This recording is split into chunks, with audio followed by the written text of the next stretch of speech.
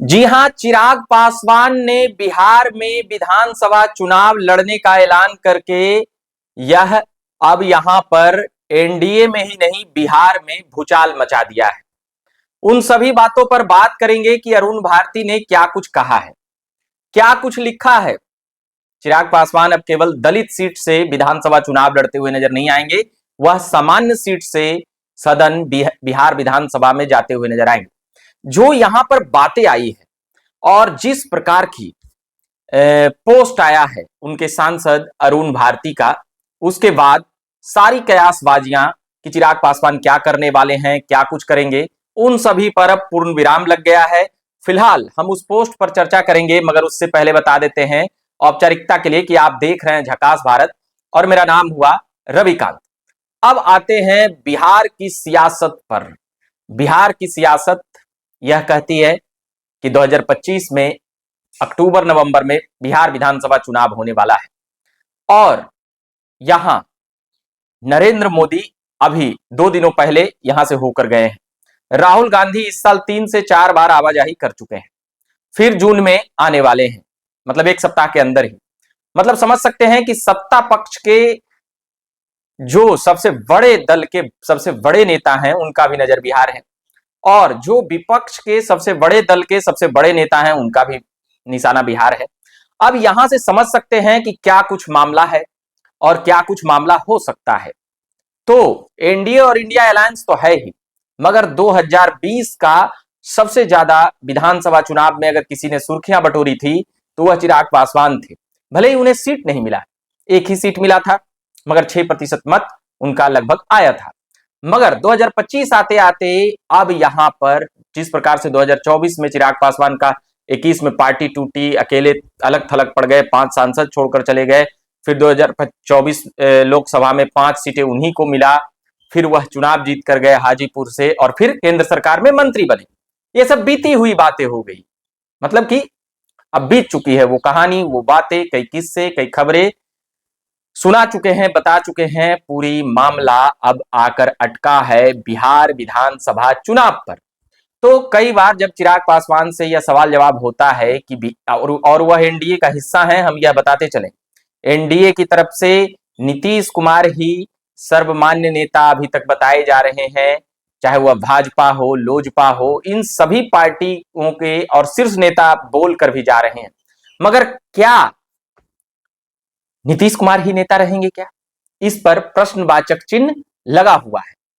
तो उसके बीच ही आज सुबह सुबह, यानी कि 1 जून है आज सुबह सुबह ही जिस प्रकार से सुबह सुबह या कहें कि लंच टाइम, मतलब लगभग 10 बजे के आसपास एक पोस्ट आता है उनके जो जीजा जी लगते हैं और साथ ही जमुई से सांसद भी हैं, रामविलास पासवान के दामाद भी हैं, अरुण भारती।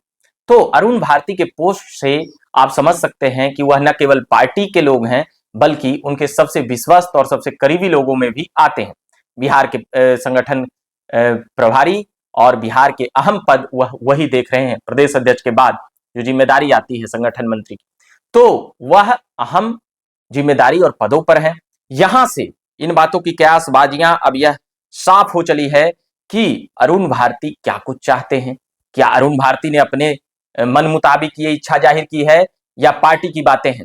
तो अगर वह सांसद नहीं होते और बिहार के प्रभारी नहीं होते या संगठन के कार्य नहीं देख रहे होते तो हम नहीं कहते, अरुण भारती की बातों को उतनी तवज्जो नहीं देते। मगर वह पार्टी के अंदर हैं, सांसद हैं, 543 में से एक सांसद हैं और एलजेपीआर के 5 सांसदों में एक सांसद हैं और साथ ही अरुण भारती वह है चिराग पासवान के बहन के पति भी हैं, साथ ही उनका भी पॉलिटिकल बैकग्राउंड रहा है, उनकी भी महामंत्री रही है। मगर अभी हम पोस्ट पर जरा पढ़ना चाहेंगे और सुनाना बताना चाहेंगे। तो पहला पोस्ट है, हमारे राष्ट्रीय अध्यक्ष श्री चिराग पासवान जी हमेशा कहते हैं कि उनकी राजनीति बिहार केंद्रित है, उनका vision Bihar first, Bihari first, एक विकसित और आत्मनिर्भर बिहार का संकल्प है। यह तभी संभव है जब वे खुद बिहार में रहकर नेतृत्व करें। जब मैं प्रदेश प्रभारी के रूप में गांव गांव गया, हर जगह लोगों की एक ही मांग थी कि चिराग जी को अब बिहार में बड़ी भूमिका निभानी चाहिए। हाल ही में पार्टी कार्यकारिणी की बैठक में भी सर्वसम्मति से प्रस्ताव पास हुआ कि वो आगामी विधानसभा चुनाव में खुद चुनाव लड़ें। साथ ही साथ कार्यकर्ताओं की यह भी भावना है कि इस बार वो किसी आरक्षित सीट से नहीं बल्कि एक सामान्य सीट से चुनाव लड़े, ताकि यह संदेश जाए कि वो सिर्फ एक वर्ग के नहीं, पूरे बिहार का नेतृत्व करने के लिए तैयार है। चिराग पासवान आज सिर्फ प्रतिनिधि नहीं, पूरे बिहार की उम्मीद है। उनका यह कदम सामाजिक न्याय की राजनीति को एक नई दिशा देगा, जिसमें प्रतिनिधित्व के साथ साथ सर्वमान्यता की भी लड़ाई लड़ी जाएगी। यह अरुण भारती के इन बातों से यह साफ हो गया, जितना भी कचकच चल रहा था, ये नहीं लड़ेंगे, वो नहीं लड़ेंगे, मतलब सामान्य सीट से लड़िए, ताकि यह संदेश जाए कि चिराग पासवान सभी जातियों के लिए। वैसे पासवान समाज दलित जाति की कैटेगरी में आती है। वहीं दूसरा पोस्ट जरा हम एक बार सरसरी निगाह से सुना देते हैं। अरुण भारती ने लिखा है, जब नेता पूरे बिहार का है तो सीट का दायरा क्यों सीमित हो। मतलब समझ सकते हैं, कार्यकर्ताओं की यह भावना है कि इस बार चिराग पासवान जी बिहार विधानसभा के चुनाव में किसी आरक्षित सीट से नहीं, बल्कि एक सामान्य सीट से चुनाव लड़े। चिराग पासवान अब सिर्फ एक समुदाय की नहीं, पूरे बिहार की उम्मीद है। मतलब समझ सकते हैं कितनी बड़ी बात उनके सांसदों द्वारा और प्रभारी के द्वारा कहा जा चुका है।